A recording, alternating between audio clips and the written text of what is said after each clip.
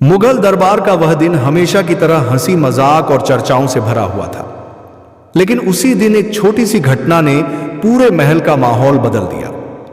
अकबर की नजर पहली बार बीरबल की पत्नी रूपवती पर पड़ी। रूपवती साधारण कपड़ों में थी, फिर भी उसकी सादगी और सौंदर्य ऐसा था कि कोई भी पल भर के लिए ठहर जाए। अकबर के मन में एक हल्की सी लहर उठी जिसे उन्होंने छिपा लिया, मगर महल की गलियों और दरबार के दरबारियों की आंखें तेज थीं। फुसफुसाहटें फैलने लगीं। क्या सम्राट का मन बीरबल की पत्नी पर आ गया है? यह कानाफूसी धीरे धीरे बीरबल तक भी पहुंची। बीरबल समझ गए कि यह मामला छोटा नहीं है। अगर सचमुच अकबर का मन डोल गया तो यह उनके घर और इज्जत दोनों के लिए तूफान ला सकता है, और अगर यह अफवाह है तो इसे वहीं कुचलना होगा। बीरबल ने उस रात देर तक सोच विचार किया।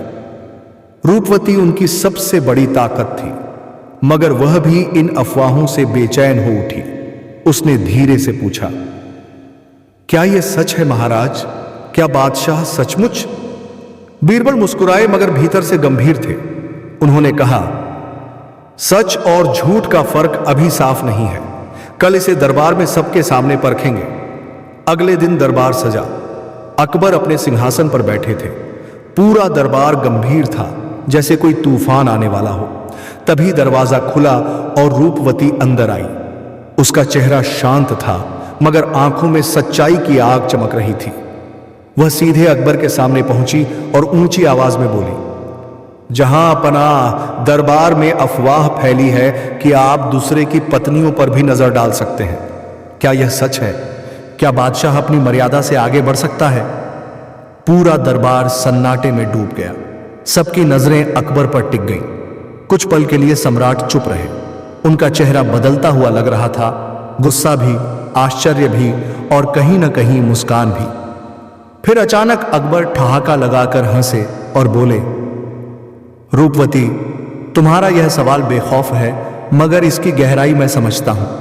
तुमने दरबार में वह बात कह दी जो सब लोग छिपकर कहते हैं। लेकिन सुन लो, बादशाह की नजर कभी दूसरे की स्त्रियों पर नहीं जाती। अगर ऐसा हो तो मैं बादशाह कहलाने के लायक यह अफवाह एक जाल था जिसे बीरबल ने रचा ताकि सबके सामने मेरी नीयत की परख हो।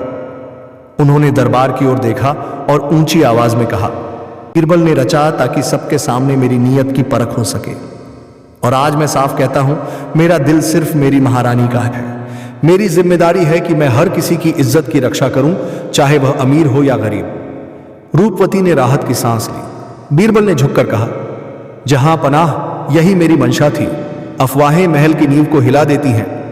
अगर आप खुद सच्चाई सबके सामने न कहते तो यह शक और भी गहरा हो जाता। अकबर ने बीरबल की ओर देखा और हल्की मुस्कान के साथ बोले, बीरबल, तुम्हारी बुद्धि न होती तो यह राजमहल अफवाहों से ही डगमगा जाता। तुमने न सिर्फ अपनी इज्जत बल्कि दरबार की मर्यादा भी बचाई है। उस दिन दरबार गूंज उठा, जहां पनाह जिंदाबाद, बीरबल अमर रहें।